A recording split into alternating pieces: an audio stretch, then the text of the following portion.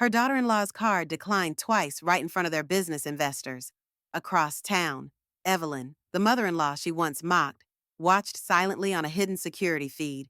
She'd just frozen the joint account they all forgot she still owned, the same account used to buy $7,000 handbags and fake sympathy. You asked if I'd showered, Evelyn whispered to the empty room, her finger hovering over the screen that displayed their panicked faces. I cleaned up your future instead. They say the most dangerous person isn't the one who strikes in anger, but the one who's been silent for years, watching, remembering, calculating. The one who smiles politely while being erased. The one who knows where all the money is hidden, because she put it there in the first place.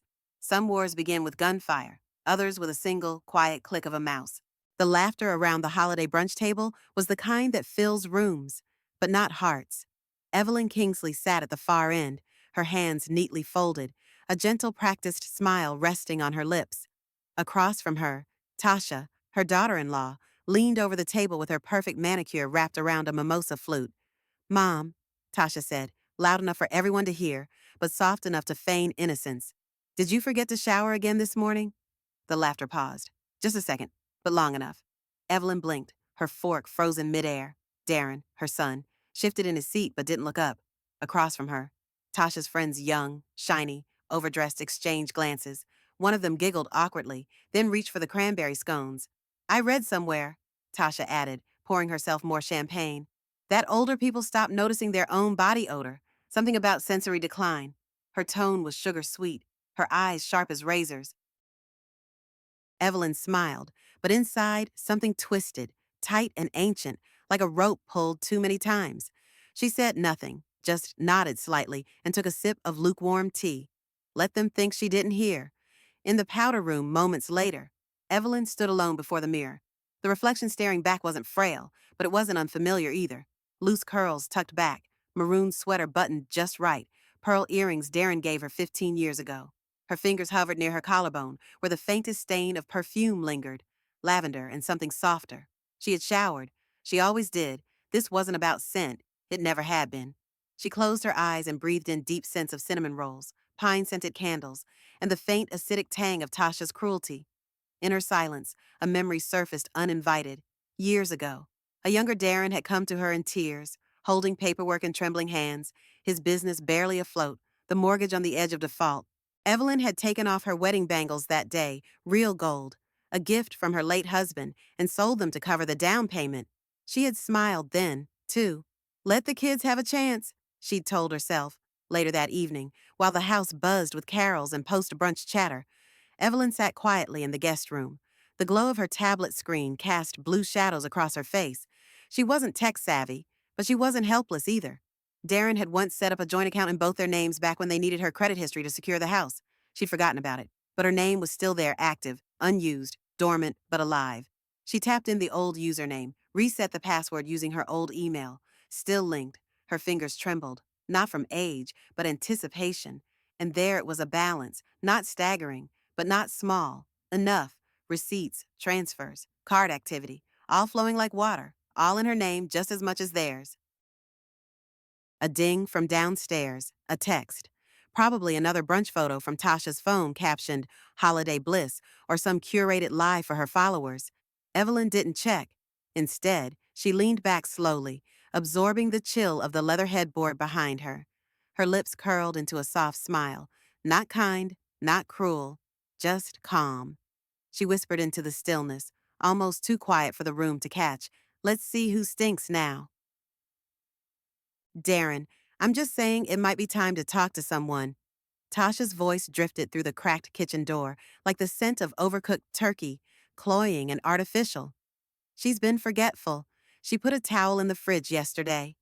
A deliberate pause, then softer, almost pitiful.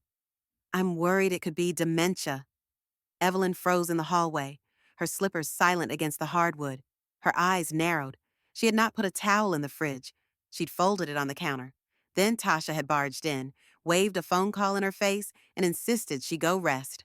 The towel had probably been shoved aside during one of Tasha's manic cleaning fits. Still, Evelyn said nothing. Silence had always been her sharpest blade. Inside the kitchen, Darren exhaled heavily. She's getting older, Tash. I mean, maybe she's just old. That's normal, right? His tone was flat, resigned, not angry, just absent. Evelyn felt her stomach twist, not from their words, but from the numb familiarity of hearing them talk around her like she was furniture, furniture with a heartbeat. She turned and stepped back toward the guest room. Her breath was steady, her back straighter than usual. Once inside, she locked the door with an almost ceremonial calm. She opened the tablet again. The joint account hadn't changed much since last night.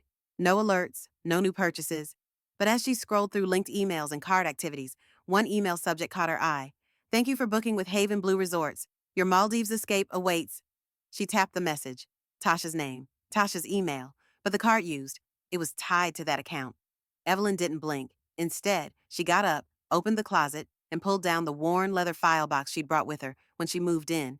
It hadn't been touched in years. Inside, neatly organized in labeled folders, were documents Darren had long forgotten. The original business loan she had co-signed, the mortgage papers she had helped approve, tax returns from when she bailed them out, and tucked beneath those, the joint account agreement, her name, her rights, her leverage. The next morning, while the rest of the house slept off their sugar highs and social fatigue, Evelyn stepped into the chilled morning air. A gray scarf hugged her neck, her breath visible in soft white clouds. She didn't call a cab. She walked. 15 blocks later, she entered a dull beige building downtown. No music, no scent of cinnamon or fake holiday cheer, just clean, sterile air and quiet professionalism. I'd like to rent a safe deposit box, she told the woman behind the counter, who smiled politely and led her through the steps. One by one, Evelyn slid the most important documents inside. When the lid clicked shut, she exhaled deeply. It wasn't revenge. Not yet. It was insurance. Back home that afternoon, Evelyn moved about the house like nothing had changed. She made tea. She watered the plants. She let Tasha gossip on the phone in the living room about Mom's declining awareness and how she was doing everything she could. Evelyn said nothing, but she watched everything. Later that night, long after everyone had gone to bed, Evelyn crept into the hallway. The blue light of the living room reflected faintly on the wall. Someone had left a device screen open. She approached slowly. It was Tasha's laptop, carelessly left on the armrest. Evelyn leaned over. The browser showed the bank login page. In the username field, her name was already filled in. Tasha had clicked Forgot Password. Her hand tightened around the armrest. A low hum buzzed in her ears. Not fear, not quite anger, something colder, something alert. Evelyn stepped back, silent, but her eyes were lit with something dangerous. The first time it happened, Evelyn thought it was a glitch. She tried the bathroom door before sunrise, her slippers soft on the cold hallway tile, but the knob wouldn't turn. A soft red light blinked above the handle. Locked. Not just locked, digitally locked. She waited a few seconds, pressed the handle again, then knocked gently. No one answered. Later that morning, Tasha breezed past with a mug in hand, her robe cinched too tightly, her eyes too bright. Oh, we upgraded to smart locks, she said, not stopping. Helps with scheduling. Water bills were getting high. Evelyn didn't respond. She just turned and looked out the window. But something in her shifted, like a key finally clicking into place. They weren't just humiliating her anymore. They were monitoring her. Over the next 2 days, subtle changes unfolded, like frost creeping across a window pane. The guest room's thermostat began fluctuating too cold in the morning, sweltering by afternoon. Her favorite chair in the sunroom was moved for space. Darren's calendar, left open on the kitchen island, had a line scribbled in, Mom's shower, 7:30 to 8 only. Evelyn's breath slowed. Her movements became deliberate, silent, measured. They thought they were clever, but they were arrogant, and arrogance was noisy. She retrieved an old phone from her drawer, one Darren had gifted her years ago, and later replaced. It still worked, still had a decent camera.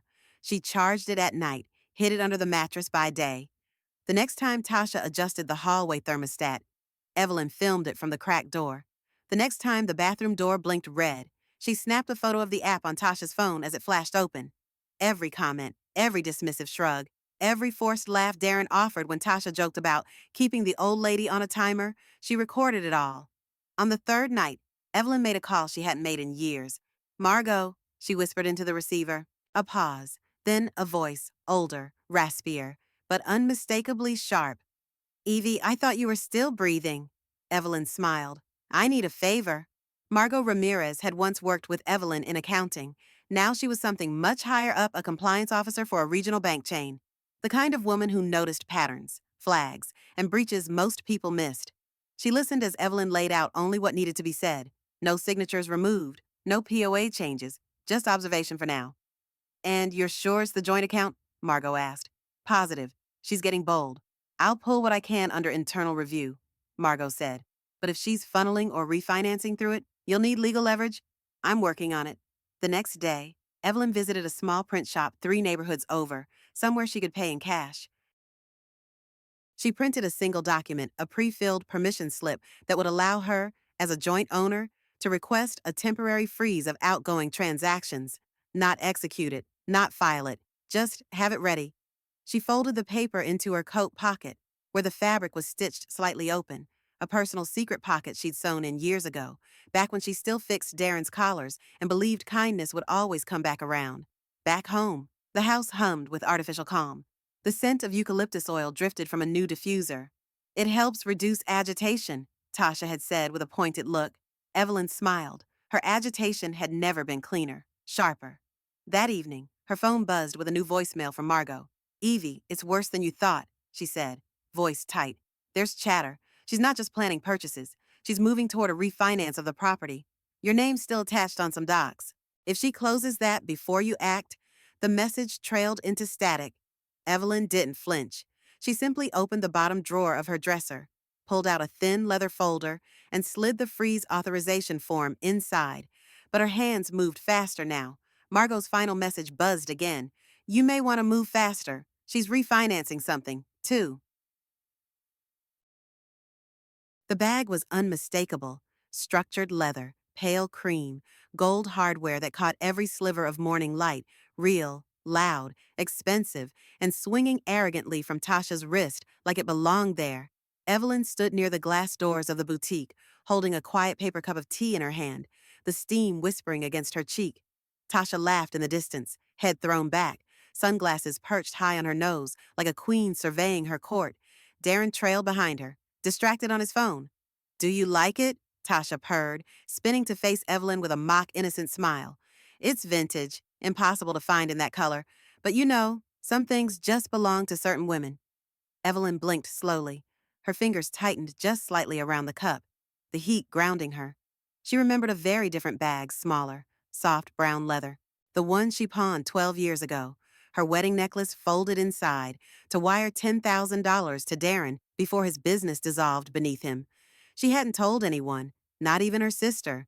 She remembered how the pawn shop had smelled like rusted metal, lemon cleaner, and desperation. The boutique smelled better, too clean, almost sterile. Expensive silence wrapped the displays like museum glass. Evelyn wandered to the basics section, muted cardigans, tailored coats. She didn't linger near the statement racks. I don't think they carry your size, Tasha said in passing, not even looking at her. But maybe you can grab something cozy. They have a clearance hoodie near the back. Darren didn't even look up. Evelyn smiled thinly. She walked straight to the back and picked up the hoodie. Dark navy, plain, unbranded. She held it up to the mirror for a moment, then turned and made her way to the counter. I'll take this, she said.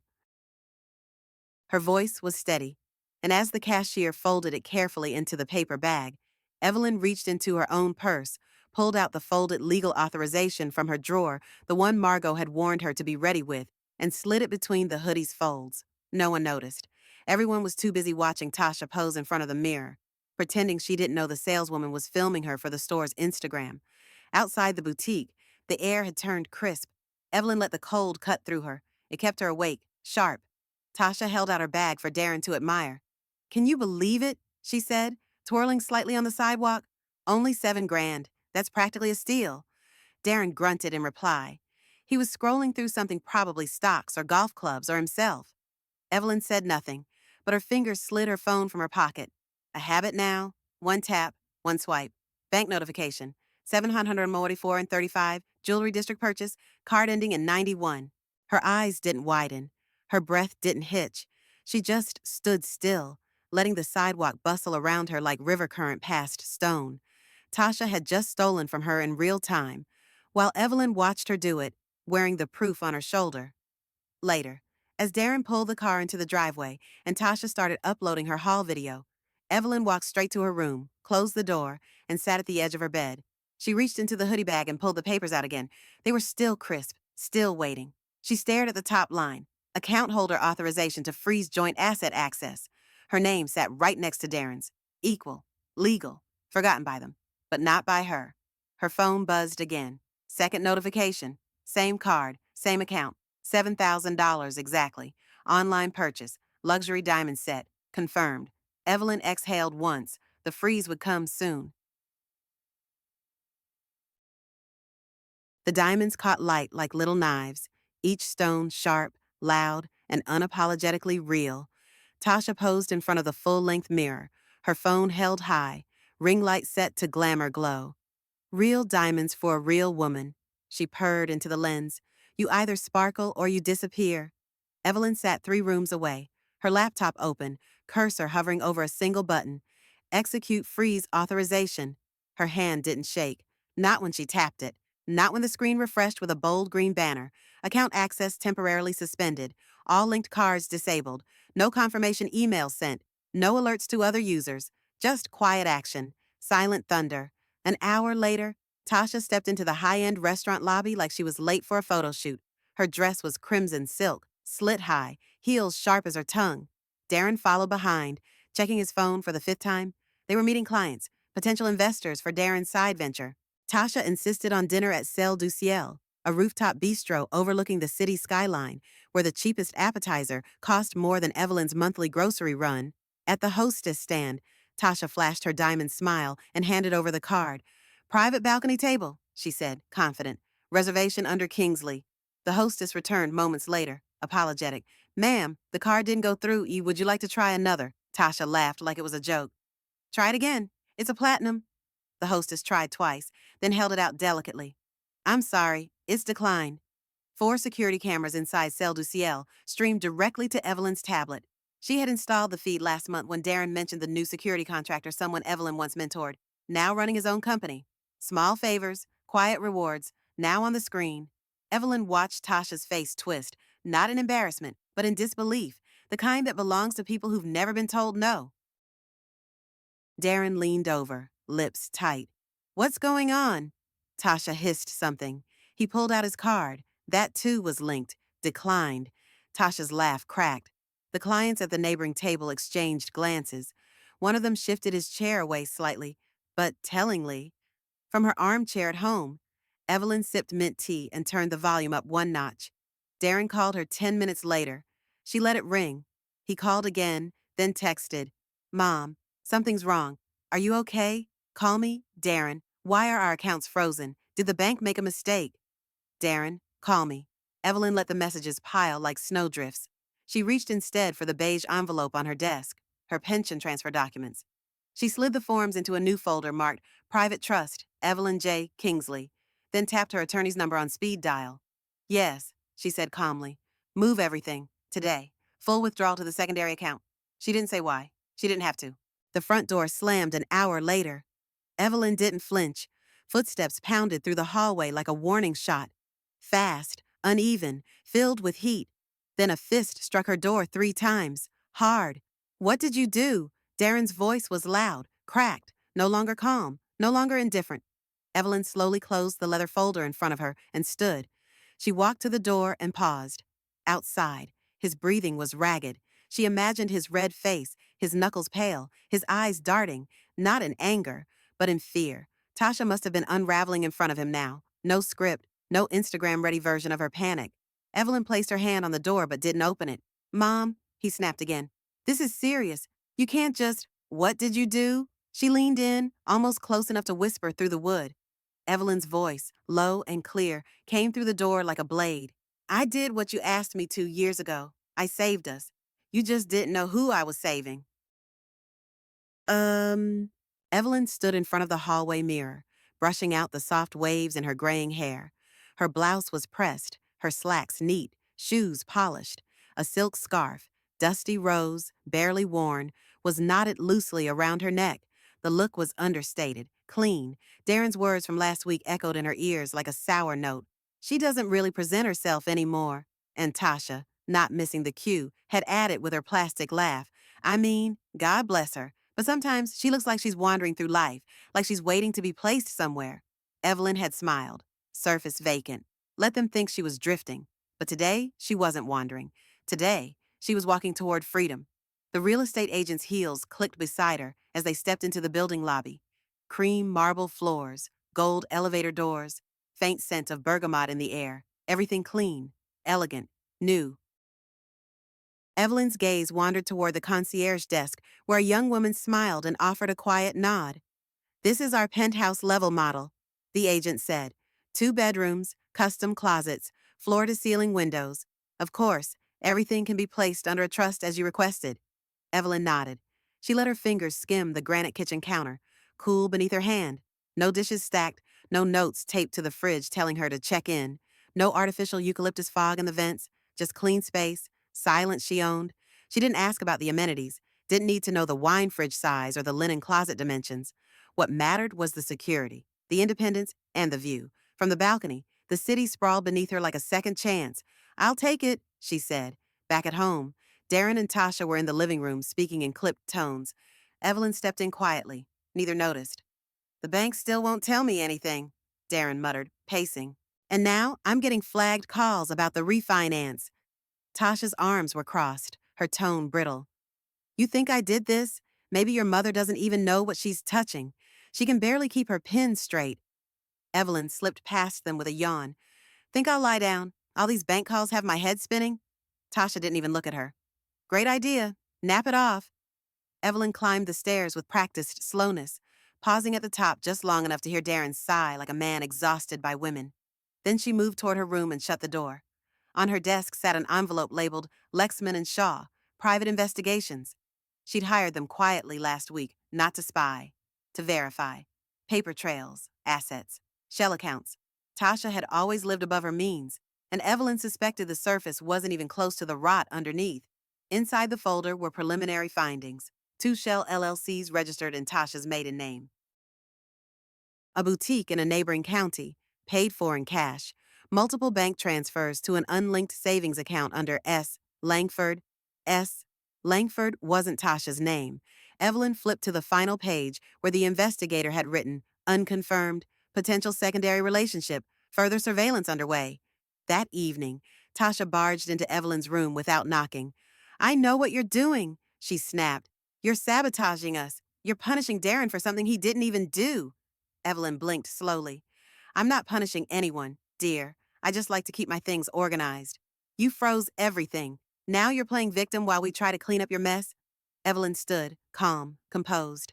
"If you're so sure it's my mess, you should be relieved I'm looking for a new place. Might make things easier around here." Tasha went still. For the first time, she seemed thrown. "What do you mean? I took a tour today," Evelyn said. "Somewhere with space, sunlight, silence." She tilted her head. "You know, things I thought this house had when I helped you buy it." Tasha didn't speak. Her jaw twitched. Evelyn smiled faintly and walked past her. Later that night, Evelyn's phone buzzed with a message from an unknown number. No text, just 3 photographs. Tasha standing outside a law office. Tasha entering alone. Tasha sitting across from a woman in a blazer, visibly upset. The nameplate behind the woman read, "Divorce and Family Law." Evelyn stared at the images, one hand pressed lightly to her chest. Tasha wasn't just cracking, she was unraveling. The sound of Tasha crying wasn't unfamiliar, but it was always performative, too loud, too sudden, always staged near an open door or hallway, like a bad actress milking a final monologue. This time, Evelyn heard her from the staircase landing. Tasha's voice broke just enough to be believable to someone who didn't know her. "I just feel so alone," she sobbed into the phone. "No one sees how hard I work to keep this family standing. I'm the only one doing anything. Darren's distracted and she's everywhere and nowhere. I can't keep living like this." There was a pause, then the low, syrupy murmur of whoever was on the other end, likely the therapist Darren insisted they try months ago, or perhaps one of Tasha's backup confidants, always on speed dial for emotional emergencies. Evelyn stepped back into the shadows of the hallway and waited. She didn't interrupt. She listened. Then, when Tasha's door clicked shut and the crying muted, she made her way to the study. The room still smelled faintly of vanilla candles and toner ink. Tasha always left the window cracked, just enough to keep the air fresh and balanced. Evelyn moved quietly, deliberately, opening drawers she already knew held nothing incriminating. But the desk's top drawer had a portable hard drive. Next to it, a sticky note. Dropbox, Tasha K. Private, password Langford plus R29. Langford, the same alias her investigator had flagged. Evelyn smiled briefly, coldly, and sat down at the desk, plugging in her old tablet. It took 2 tries to log in. On the third, the screen opened like a wound. Inside, dozens of folders, receipts, invoices, scanned tax forms. At first glance, nothing unusual. But Evelyn dug deeper, opening folder after folder, tracking the file names not by content, but by tone. One folder was labeled Exit Strategy Final, another Mill Buyout Plan Confidential. Her pulse slowed. She opened the second file. A typed outline filled the screen. It read like a corporate takeover plan. Phase 1, encourage early signs of dementia. Phase 2, suggest transition into a care facility. Phase 3, isolate from joint accounts, create financial fog. Phase 4, final buyout terms for property and business name. Goal full ownership. No legal liability post-transfer. Evelyn scrolled further, her eyes catching lines that felt like acid. She's fading. He just needs the right push. Once I have equity, we don't need her at all. She took a breath so quiet it barely disturbed the dust, then opened the next file, Home Equity Docs, Draft Version 3 PDF. It wasn't just a plan, it was already in motion. Fake signatures, inflated estimates, a full refinance package with Darren's name and hers. Forged. Evelyn printed everything quietly, one sheet at a time, each page sliding out like a confession. She slid the files into a plain folder, no labels, no markings. Then she opened the voice memo app on her tablet and replayed Darren's latest message. You've ruined everything.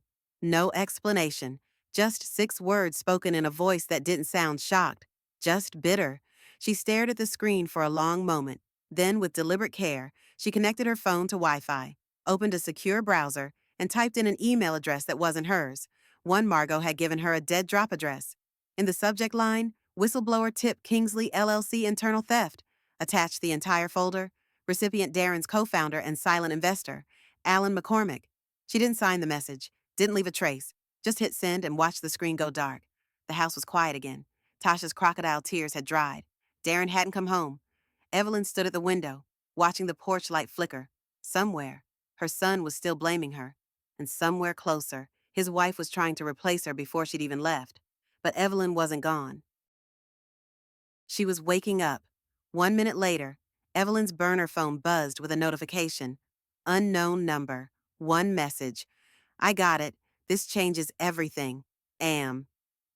Evelyn stood at the edge of her closet, eyes scanning the neat row of sensible shoes she'd worn over the years.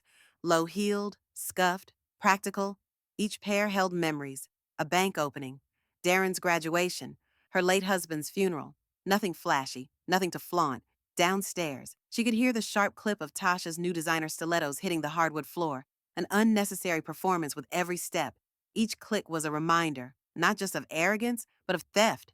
Every pair of shoes in Tasha's closet, every handbag, every layered silk blouse they were paid for with fraud, lies sewn between receipts, tucked under fake signatures. Tasha had built a runway from Evelyn's trust, and Darren had walked it blindly.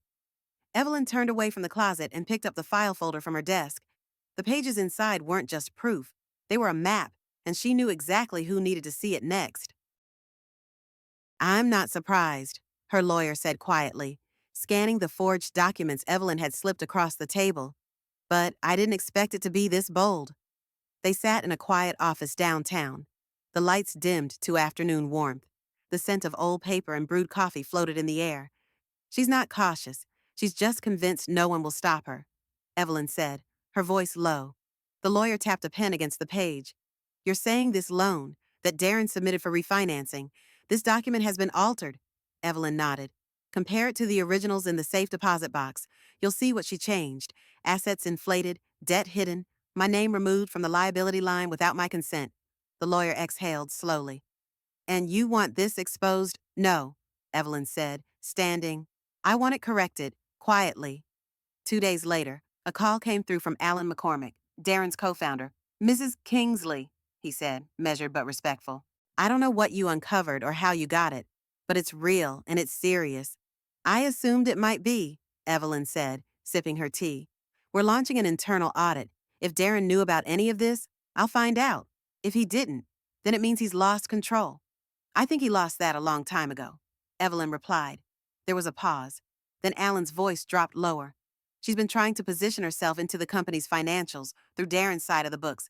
We found inconsistencies tied to 2 fake vendor accounts. She used them to reroute consulting fees. How much? Enough to fund a year's worth of whatever's in her closet. That evening, Evelyn placed an envelope into the drop box at the rear door of a small local newsroom. She didn't enter. She didn't speak to anyone.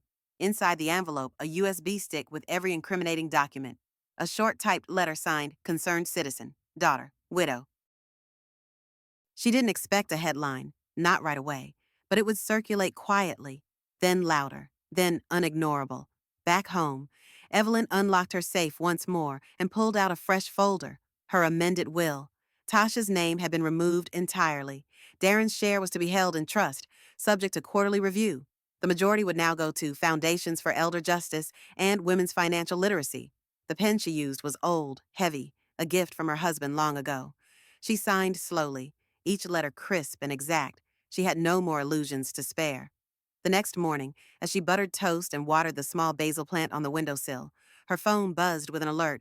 Unauthorized attempt, pension access blocked, location unknown device, flagged. Evelyn stared at the screen. She didn't panic. She didn't gasp.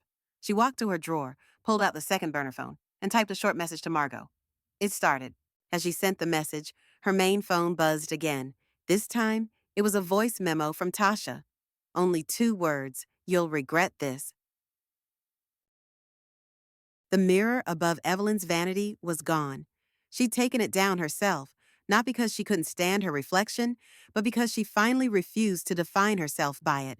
For 10 days, the glass remained tucked behind the armoire untouched. Her mornings became quieter. No rouge, no mascara, no inspections of wrinkles or judgment of gray roots. She didn't need to see her face to know who she was anymore. The woman who stared back at her for years, tired, erased, unsure, was gone. And the silence that replaced her was powerful. She had gone completely. No contact, no calls, no texts, no answers. Darren knocked twice the first day, then stopped. Tasha left 3 voicemails by day 3, one pleading, one passive-aggressive, one threatening. Evelyn listened to none of them. Instead, she made tea in silence. She read old letters from her late husband. She played Chopin softly on a Bluetooth speaker as she watched clouds roll past the condo's massive windows. The view from her new home was serene skyscrapers in the distance, gentle rain sweeping over rooftops like silk. By day 5, something strange began to happen. Whispers. Evelyn didn't hear them directly, but she knew the shape of a rumor by how it traveled. A neighbor from the old block emailed her saying, "Are you okay? People are saying strange things. There's talk that, well, that Tasha might be under investigation." Another message arrived, this one from a former colleague of Darren's. "You didn't hear it from me, but someone's asking questions about your name on the house deed. Are you involved in something, just checking in?" Evelyn smiled softly. It had started. Not fire and fury, not loud revenge, but erosion. Slow, patient, undeniable, like water hollowing out stone. By day 7, Evelyn found herself standing outside a sandstone building tucked between 2 courthouses. The sign read, Cora House Foundation Women's Legal and Financial Resource Center. Inside, the scent of lavender and fresh ink lingered. The waiting room was small, clean. A receptionist with kind eyes guided her to a back office where a younger woman with a tight bun and smart blazer offered a seat and said, "You're the anonymous donor." Evelyn nodded. "You have the paperwork ready," the woman replied, placing a set of documents on the desk. Evelyn read each line carefully. This wasn't charity, it was intention. The condo purchased under a blind trust was to be transferred upon her death into full ownership by the foundation.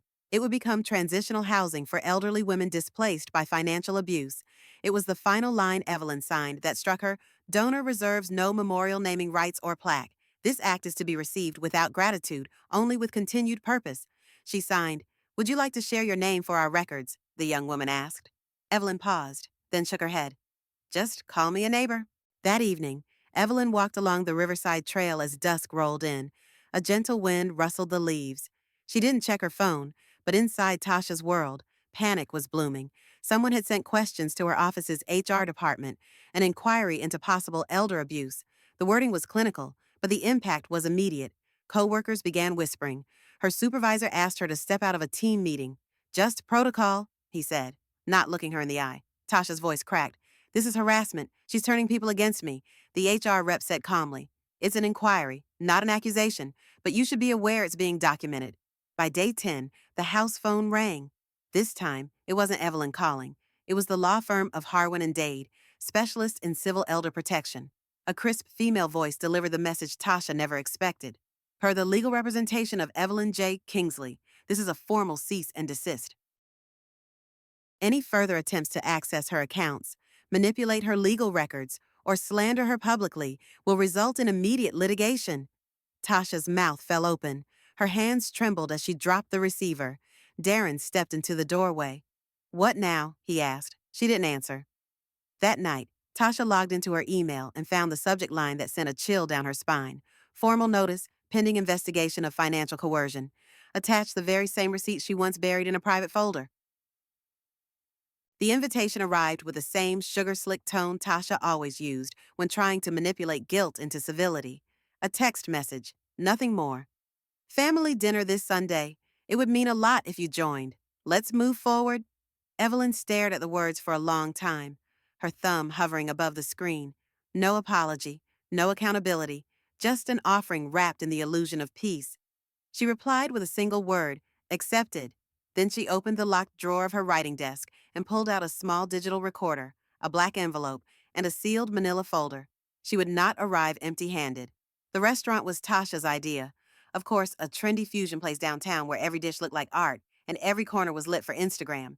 Evelyn stepped inside wearing a charcoal gray wool coat and soft leather gloves. Nothing extravagant, just timeless. The hostess guided her to the private dining room. Warm lighting, linen tablecloths, too many forks. Darren stood and offered an awkward half smile. Tasha was already sipping wine. Glad you came, Darren said as she sat. Let's just have a normal night. Tasha nodded. A fresh start. Evelyn returned their smiles with the ease of someone who already knew how the night would end. They made it through appetizers, barely, small talk, hollow laughter, Tasha's thinly veiled jabs. I'm just glad we're all being adults about things now, she said, slicing her salmon, not letting little misunderstandings spiral. Evelyn unfolded her napkin with care. You're right, it's time for clarity. Then she reached into her handbag and placed a small speaker on the table. What's that? Darren asked. Evelyn pressed play.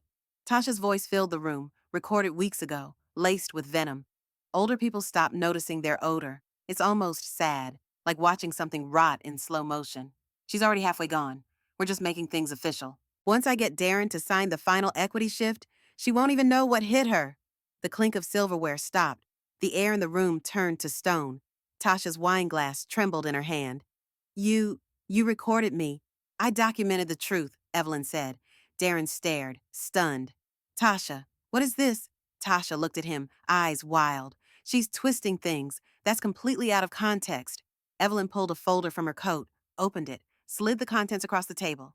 Bank statements, withdrawal logs, cross-referenced screenshots, copies of forged signatures. Context, Evelyn said, is when you know where every dollar comes from, every lie, every silence, every betrayal.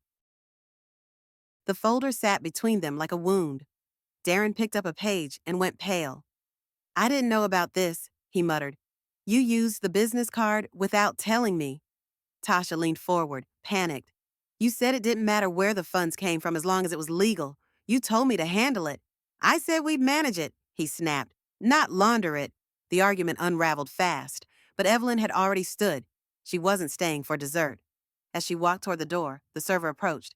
Leaving so soon, ma'am, he asked. She smiled, passing him a slim black envelope. Could you deliver this to the couple at the head of the table? Of course. Inside the envelope, formal notice of pending civil litigation filed by Harwin and Dade on behalf of Evelyn J. Kingsley. Outside, Evelyn stepped into the cool night air. The streets shimmered with fresh rain. Her driver pulled up moments later, but she paused before getting in. Through the restaurant's glass window, she could see Darren slumped in his chair, Tasha frozen, white with rage. The waiter placed the envelope on the table, and then a flicker. Inside the restaurant, the TV mounted above the bar changed to breaking news. A reporter stood on screen, wind in her hair, voice serious. Local businesswoman faces allegations of elder financial abuse, joint accounts and home equity schemes under review. The room behind Evelyn erupted into chaos. She didn't look back. Her phone vibrated. One new message from an unknown number. Ms. Kingsley, we'd like to speak with you about an upcoming podcast episode on financial retaliation and silent resilience. You're exactly the voice we need. The storage unit smelled of cold dust and old wood, a scent Evelyn hadn't breathed in since her husband died, back when she still thought everything built with sacrifice would be honored by loyalty. She ran her fingers along the metal edge of the shelf, brushing off a thin veil of time. There, tucked beneath a box of Christmas ornaments and a faded picnic blanket, was the fireproof safe she had nearly let disappear from memory. They called her forgetful, but Evelyn remembered the code, 4 digits, her wedding date. She turned the dial slowly. Click, pause, click. The final turn landed like the click of a trigger. The safe opened with a sigh. Inside lay the bones of her past wealth, original stock certificates from a solar startup she'd backed in the 90s, the first purchase deed of a downtown commercial property, a notarized loan agreement between her and Darren for business expansion dated 10 years ago. She exhaled, holding the papers like someone clutching proof of their own sanity. None of this was conjecture. It wasn't emotional. It was law. She took a photo of every page and emailed them to her attorney with a subject line, as simple as it was final: execute claim. 2 days later, Evelyn sat across from her lawyer, the papers spread across a polished wood table. You know what this means, he said. I can reclaim the building? Yes, the one his office currently leases. I'm still the majority title holder through the Shell Trust. That never changed. Evelyn stirred her tea. I remember setting that up with Harold. He wanted something for Darren that couldn't be easily touched. He thought it would protect him from bad investors. The lawyer nodded. Irony is a hell of a thing. Outside the office, the world moved like any other Tuesday, but Evelyn's Tuesday had the pulse of justice in it. She signed the claim form with precise strokes. Later that week, she met a commercial appraiser at the site. The building was modest, 3 stories, brick facade, an etched metal sign that read Kingsley and Company, Financial Planning. Darren had replaced the interior, modernized it, but the foundation still belonged to her. She watched from across the street as the appraiser walked through the entrance, clipboard in hand. A few minutes later, a sleek black SUV pulled up fast, and Tasha stepped out in oversized sunglasses, hair thrown into a rushed bun. The moment she saw the man with the clipboard, her body stiffened. The appraiser greeted her politely. She snapped something back, gesturing wildly toward the building. Then she saw the cameras. 2 news vans parked across the street coincidentally or not had started rolling. Tasha tried to shield her face, but one of the reporters recognized her. Miss Langford, any comment on the allegations of elder fraud tied to your husband's accounts? Tasha spun, her voice shrill. I don't know anything about that. This is harassment. From the cafe window across the street, Evelyn sipped her coffee slowly, watching it all unfold. She didn't speak. She didn't blink. She simply placed her hand on the manila envelope beside her. Inside documentation of all financial manipulation, the building's title, her next legal step. By evening, she had filed the motion. Petition to revoke air access and beneficiary rights. Tasha Kingsley Langford file stamped received. There would be no more trust fund illusions, no fallback inheritances, no legacy hand-me-downs tied to Evelyn's name. When Evelyn's voice filled the podcast studio, it wasn't shaky, it wasn't bitter, it was composed, measured, like someone who had counted every breath, every dollar, and every betrayal. She sat across from the host of The Unseen Ledger, a widely followed podcast about financial justice, advocacy, and overlooked power. The room was dim but warm, the microphone cool against her lips. She wore no jewelry, no makeup, just the coat of a woman who had nothing left to prove.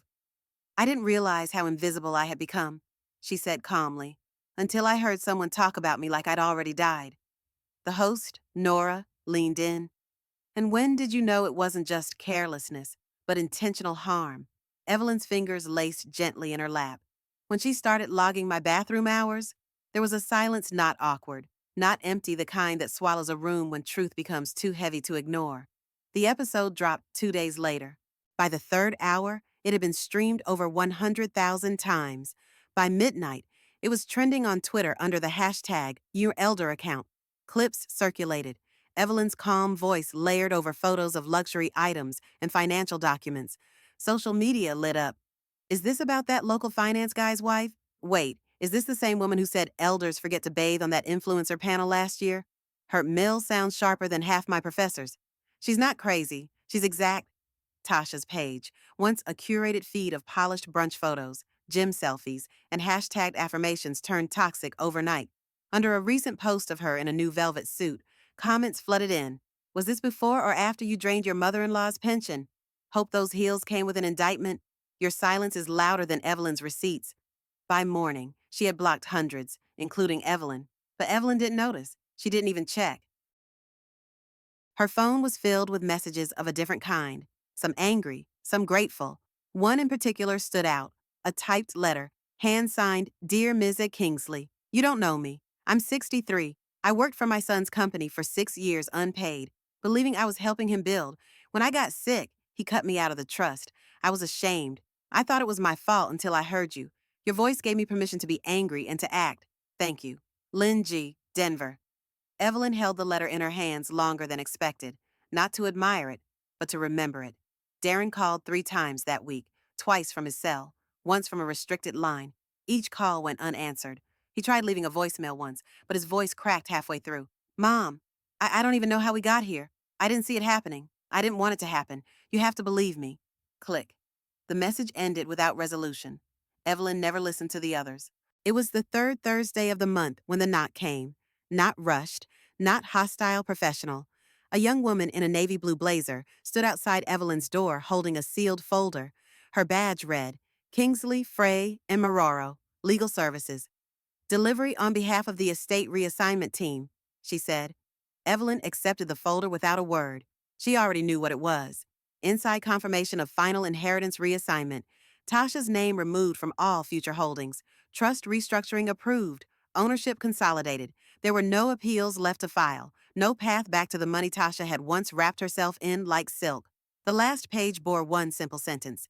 This completes the reallocation of all Kingsley family wealth. Evelyn signed it with a slow, deliberate stroke.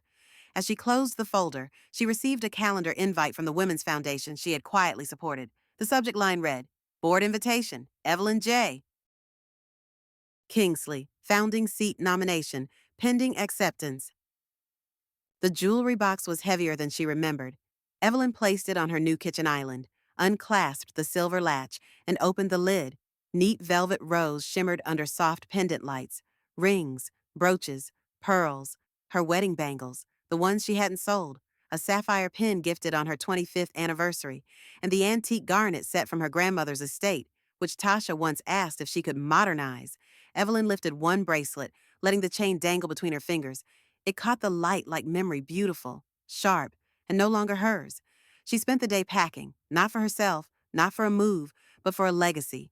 Every item was photographed, documented, and sealed with care. A gold locket went into a donation box labeled Reclaim Her Dignity Fundraiser Auction. The diamond earrings, once saved for Tasha, were wrapped in velvet and delivered to Elder Rise Foundation. The antique mirror, a family heirloom, was hand-carried to the transitional housing shelter she'd helped fund. Not a single item was left behind for Tasha. Not a ring, not a spoon, not even a faded photograph. Only one thing remained, tucked in a slim envelope. Evelyn slid the original receipt for the $7,000 diamond necklace Tasha had flaunted at dinner into a padded mailer, a copy of the charge, a printed bank statement showing the joint account withdrawal. She placed it in a plain white envelope addressed to Tasha's name. No message, no signature. She sealed it and left it at the front desk with the others. By noon the next day, Evelyn was seated in her lawyer's office. The final version of her will lay between them. Her signature, already inked and witnessed, marked the end of all assumption. Tasha had been written out. Darren's share was frozen behind quarterly audits. The estate now funneled through a newly formed trust, with donations pre-assigned to the very foundations that had helped her rebuild. The lawyer reviewed the signatures once more. It's done, he said. They have no claim now, not 1 cent. Evelyn nodded. Good. He hesitated, his tone softening. It's rare seeing someone take their power back like this. She met his eyes. It wasn't taken. I gave it away piece by piece. I just finally stopped apologizing for wanting it back. Meanwhile, across town, Darren opened his mailbox. Inside, a thick white envelope. No return address, no explanation. He opened it at the kitchen counter, silence stretching between him and Tasha like a battlefield after ceasefire. Donation receipts, appraisal reports, photos of every heirloom with their new locations listed beneath them. Tasha leaned over his shoulder, her hands trembling. "What is this?" Darren said nothing.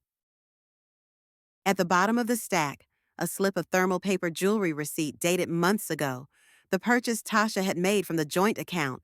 Next to it, Evelyn had paperclipped a photocopy of the withdrawal from the now frozen account. Tasha's jaw locked. "There's nothing left," she muttered. Darren exhaled through his nose. "No, nothing for you." Back at the condo, Evelyn brewed a cup of ginger tea. The weather had turned cool again. A wind swept in from the east, rattling the leaves outside her window. She walked to her new walk-in closet. Empty shelves, clean drawers. She'd kept 3 coats, 4 pairs of shoes, 2 silk scarves. Everything else had been given away. Not out of anger, but because she didn't need the weight anymore. The space didn't feel barren. It felt precise, intentional, like a closet made of clarity.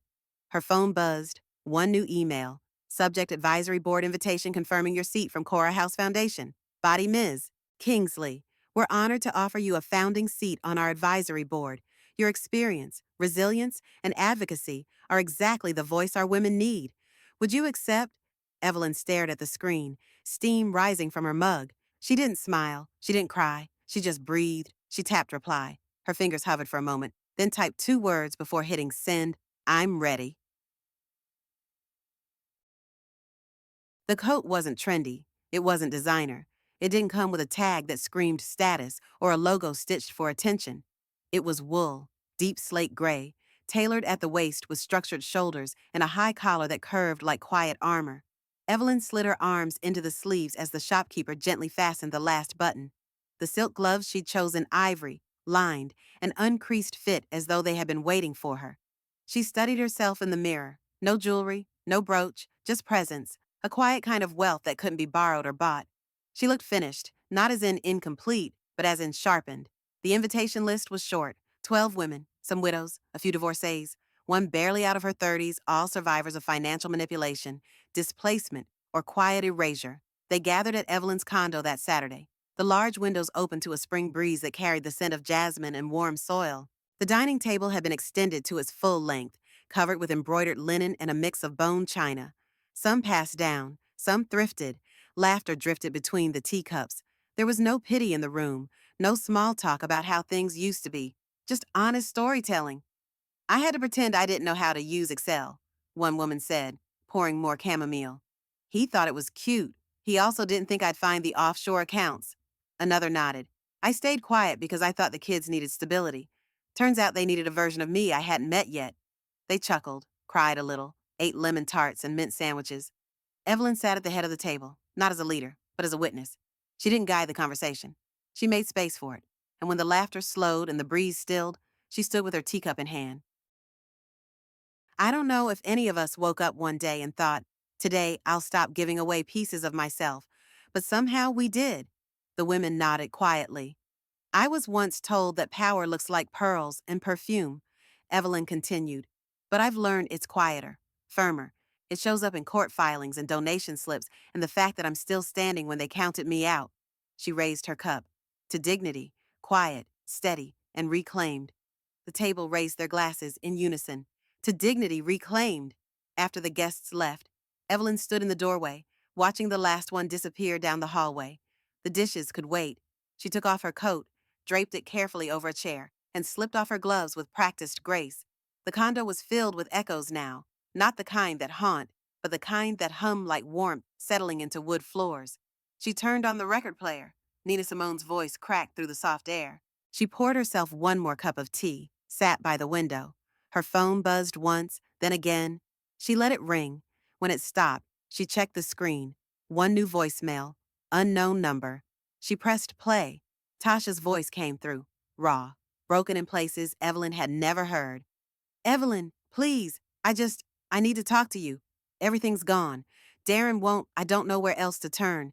I didn't mean for it to end like this. I thought I could." She stopped, sobbed once, regathered herself. "I don't want anything from you. I swear. I just need to see you. Please, please, just meet me once." The message ended with silence so long. Evelyn thought the phone had shut off. She stared at the screen. The quiet inside her wasn't rage. It wasn't pity. It was weight, memory, stillness. She didn't move. Not yet. The voicemail app blinked. Another message came in. This one from a law firm, not hers. A new name. The message transcript read, Miss Kingsley, our client has requested a mediated meeting. Will you hear her out? The rain tapped gently against the windows, like someone knocking politely on the past. Evelyn stood in the center of her living room, the echo of Tasha's voicemail still lingering in the air. Her phone screen dimmed in her hand. She didn't press replay. She didn't pause to consider. She pressed delete. One soft tap, and the weight of a woman's regret disappeared into digital dust. The condo was quiet, but not empty. It smelled faintly of lavender. Her lavender, not the synthetic kind Tasha diffused in humid rooms to cover discomfort. This was linen-washed, steeped in warmth lavender, clean, lived in, chosen. Evelyn moved slowly to her bedroom, opened the top drawer of the wardrobe, and pulled out a velvet box. It was small, unassuming. The hinges gave a gentle groan when opened, like a secret finally allowed to breathe. Inside, nestled on navy silk, lay her real jewelry, not costume, not borrowed sparkle, the untouched set from her 20s, gold and sapphire. One ring, two earrings, and a pendant with a gem the color of midnight waves. She picked up the pendant and let it rest against her palm. It was heavier than she remembered, or maybe she was just stronger now. She placed the box on the bedside table, walked back into the kitchen, and filled the kettle. Steam rose steadily as she waited. She didn't rush. She didn't multitask. The act of making tea had become sacred, her new form of prayer. The rain began to fall harder now, a quiet drumbeat on the glass, as if the sky itself was rinsing off the last of someone else's choices. She poured the tea jasmine this time and carried it to her favorite spot, the armchair by the window. The city looked washed and new. The television played in the background, volume low but clear enough to carry the weight of the words. In the wake of a viral podcast episode that sparked national attention, lawmakers are drafting a bill designed to protect elderly cosigners in joint asset accounts. The proposed Kingsley Clause would prevent unauthorized asset usage without dual consent, especially in familial arrangements where power imbalance is prevalent. The screen showed a stock image of a smiling older woman, unidentifiable, but the voiceover echoed Evelyn's cadence, her story retold, reshared, reborn. She didn't smile. She didn't cry. She simply took another sip of tea. The flavor bloomed gently on her tongue, bitter, fragrant, honest. A knock came at the door, then silence. She didn't move to answer it. A moment passed, then the soft sound of footsteps fading down the hallway. She waited another full minute before standing. When she opened the door, a small envelope lay at the threshold. No return address, just her name. Inside, a letter from the Legal Foundation, confirmation of her advisory board seat. At the bottom, a handwritten note. You're not just a survivor, you're a system reset. Welcome home. She folded it neatly and placed it on the entryway table beside her keys. Then she returned to the window. Outside, the rain softened into mist. She reached into the drawer beside her chair and pulled out a small photograph, black and white, her wedding day. She and Harold were laughing, he mid-joke, she mid-eye roll. She placed the photo beside her tea. You'd have liked how it ended, she whispered, and she meant it because it wasn't revenge. It was reclamation. It wasn't just about the money. It was about truth and silence undone, and a future that no longer needed an apology. Tasha once asked if she'd showered. She had smiled back then, said nothing, let the insult hang in the air like smoke. Now, Evelyn leaned back in her chair, breathed in the scent of lavender and steeped legacy, and watched the clouds roll past her city. She asked if I'd showered. I cleaned out her future instead. When did you first realize what was happening to you? The interviewer asked, leaning forward, recorder held between them like a bridge. Evelyn's hands rested gently on her lap, one folded over the other. 3 months had passed since the podcast went viral, since her name became shorthand for something larger than herself. Not when they started locking bathrooms, she replied. Not even when I found the forged documents. It was the morning Tasha wrinkled her nose at me across the breakfast table and asked if I'd forgotten to shower. And had you? The reporter asked. A small smile curved Evelyn's lips. I had showered. I always did. But that wasn't the point. The point was how easily they could make me question myself, how comfortably they could tell a story about me that wasn't true, but that others would believe. The living room of her condo was bathed in afternoon light. On the coffee table between them sat a stack of letters, hundreds of them, from women across the country. Some typed, some handwritten, all with the same undercurrent, me too. The bill passes final committee next week, the reporter said. Your name is attached to legislation that could protect thousands. Did you ever imagine this? Evelyn shook her head. I wasn't trying to change laws. I was just trying to remember who I was. After the interview, Evelyn stood at her kitchen counter, chopping fresh basil for the pasta she was making. Her hands moved with easy precision. Outside, the city sparkled under early winter lights. Christmas was coming. She had sent Darren a card last week. No message inside, just her name. He hadn't responded. She hadn't expected him to. The phone rang her landline, not the cell.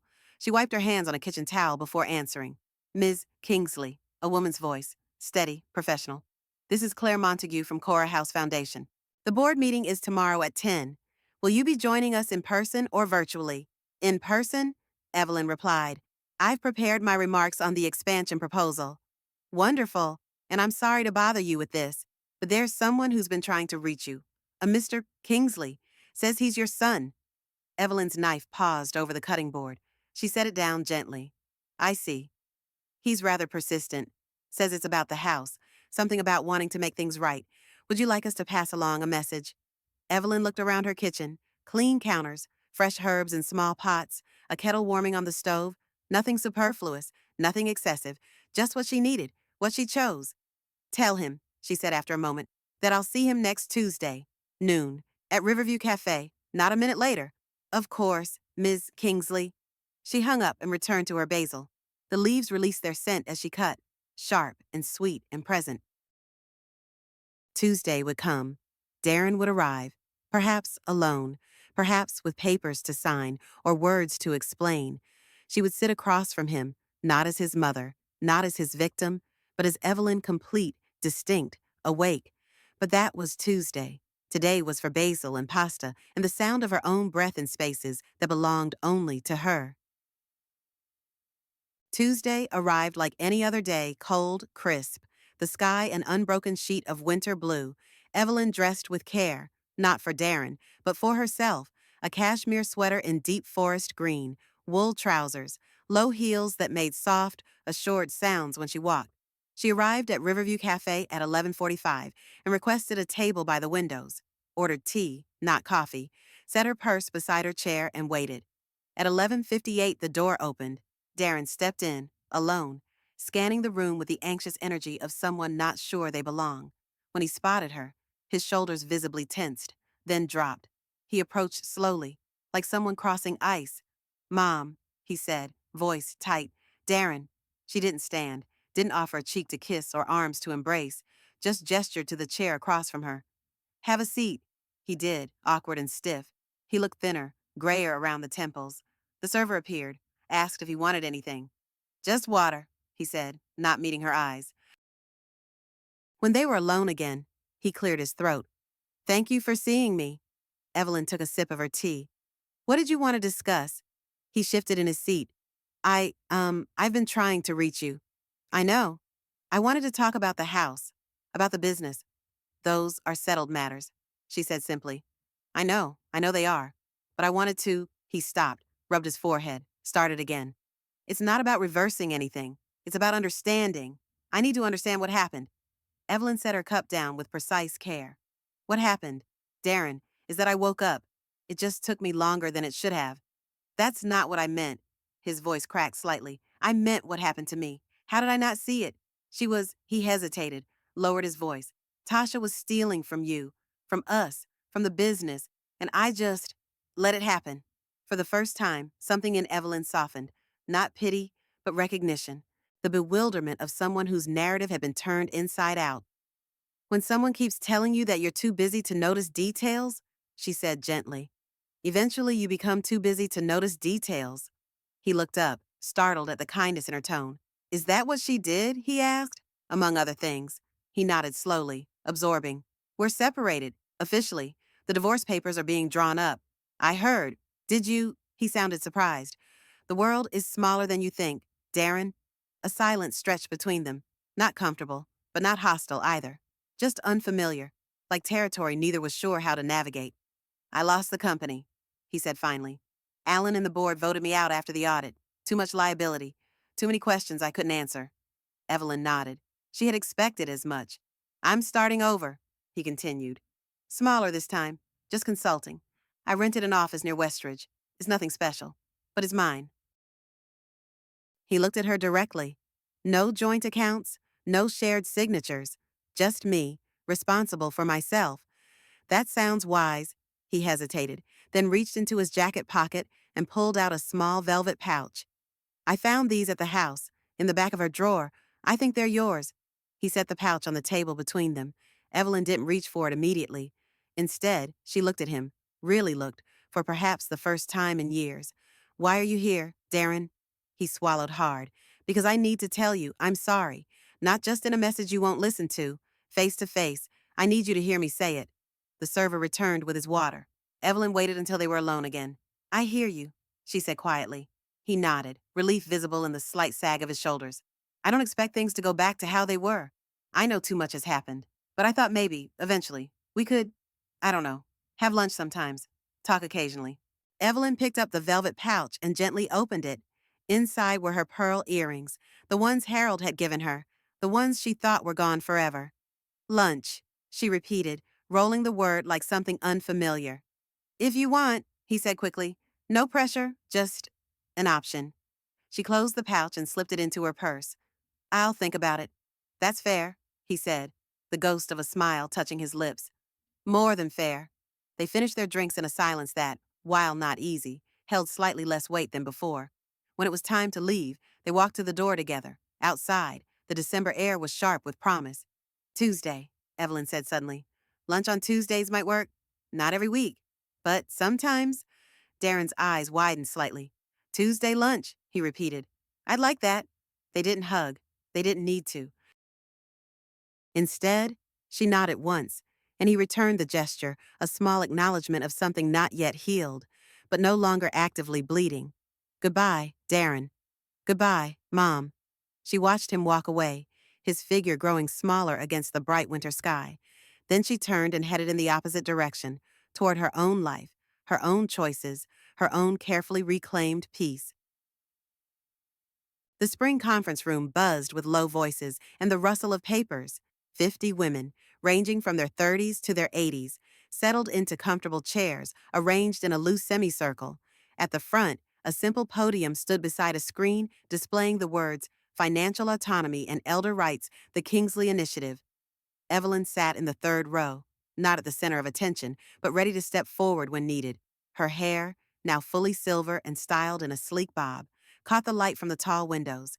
She wore a simple navy dress, a single strand of pearls her own, recovered, reclaimed, and low heels that didn't apologize for making noise when she walked. Next to her sat Maria Chen, the attorney who had helped draft the Kingsley Clause legislation that had passed in 3 states already, with 7 more considering similar measures. Nervous, Maria whispered. Evelyn shook her head. Not anymore. The panel moderator approached the podium. Ladies and gentlemen, welcome to our keynote session. Today marks 1 year since the case that changed how we think about elder financial autonomy hit the national stage. We're honored to have with us the woman whose quiet resistance sparked a movement. A gentle applause filled the room as Evelyn rose and made her way to the front. She didn't rush. She didn't hunch. She moved with the steady grace of someone who knew exactly where she belonged. At the podium, she looked out at the sea of faces, some curious, some reverent, all attentive. Good morning, she began, her voice clear and unhurried. My name is Evelyn Kingsley. 1 year ago, my daughter-in-law asked if I'd forgotten to shower. A ripple of uncomfortable recognition moved through the audience. I hadn't forgotten. But the question wasn't really about hygiene.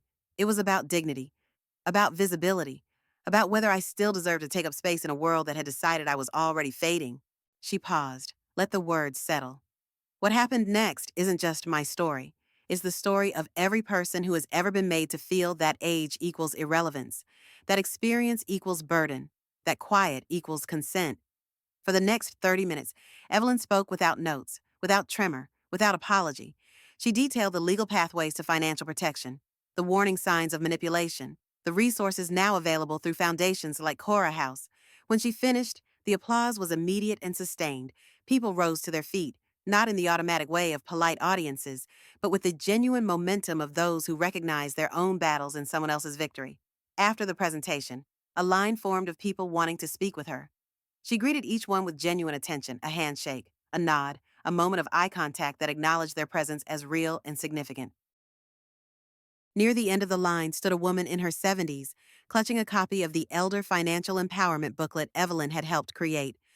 "My son controls everything," the woman whispered when it was her turn. "My house, my accounts. He says it's because I'm getting forgetful, but I'm not. Not really. I just don't remember things the way he wants me to remember them." Evelyn took the woman's hands in hers. "What's your name?" "Margaret. Margaret Dawson." "Margaret, do you have somewhere safe you can go tonight just temporarily?" The woman hesitated, then nodded. "My sister's, maybe, in Westwood." "Good." Evelyn reached into her purse and pulled out a business card. Not hers. She didn't need those anymore, but one bearing the Cora House logo and emergency contact information. "Call this number. Ask for Claire. Tell her Evelyn sent you. They'll help you with the next steps." Margaret clutched the card like a lifeline. "Will it work? All of this, will I get my life back?" Evelyn smiled, not with pity, not with false cheer, but with the steady confidence of someone who had walked through fire and emerged not just intact, but illuminated. "It's still your life, Margaret. It always has been. We're just going to help you remember that." Later, as the conference wound down and attendees filtered out into the warm afternoon, Evelyn found herself alone on the building's terrace. Below, the city stretched in all directions, alive with movement and possibility. Her phone buzzed in her pocket. A text from Darren. "Lunch next Tuesday still works. Made a reservation at that new place you mentioned." She typed back, "See you then." It wasn't forgiveness, not entirely. It wasn't forgetting, but it was forward motion, careful and measured and chosen. From her other pocket came another buzz, her work phone this time. A message from Claire at Cora House. "Margaret arrived safely. Intake complete. Thank you for sending her our way." Evelyn slipped both phones back into her pockets and turned her face to the sun. The warmth touched her skin, immediate and present, like validation. She thought of Tasha, briefly. Last she'd heard, the woman was living in another state, working at a mid-level marketing firm. Her social media presence scrubbed clean of luxury signifiers. No more designer bags. No more diamonds bought with stolen legacy. Evelyn didn't wish her ill. Didn't wish her anything at all. Really. She had moved beyond the space where Tasha's existence required her emotional energy. A gentle breeze lifted the edges of her hair. She closed her eyes and breathed in deeply. The air smelled of concrete and distant flowers and the particular sweetness of a life reclaimed. The terrace door opened behind her. Maria stepped out, folder in hand. "Ready to head back. The foundation board is meeting in an hour." Evelyn nodded, gathering her things. "Yes, I'm ready." Together, they walked toward the elevator.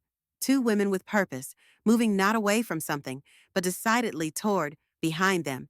The city continued its endless rhythm.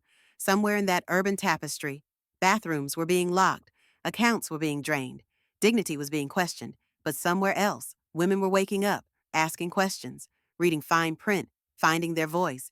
Evelyn had once been asked if she'd showered. Now she was helping others wash away years of doubt and reclaim what had always been rightfully theirs. It wasn't revenge, it was restoration, and it smelled exactly like lavender and clarity and truth. They said I was forgetful, but I remembered every lock combination, every signature on every document, every time they spoke about me like I was already gone.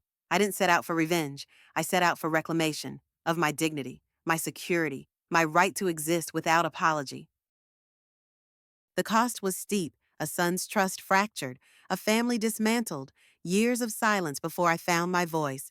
But what I gained cannot be measured in bank statements or property deeds. It's in the straightness of my spine when I walk into a room. It's in the women who now gather at my table, sharing stories of their own awakenings. It's in the legislation that bears my name, protecting others from the quiet violence I endured. Tasha once asked if I'd showered. Her nose wrinkled in practiced disgust, her audience primed to laugh. Now I stand in my own space, breathing air that belongs only to me, wrapped in the scent of lavender and clarity. They thought age made me invisible. I showed them it made me patient. How long will you smile and nod while they lock your bathroom, count your minutes, and spend your legacy? What would happen if you simply stopped,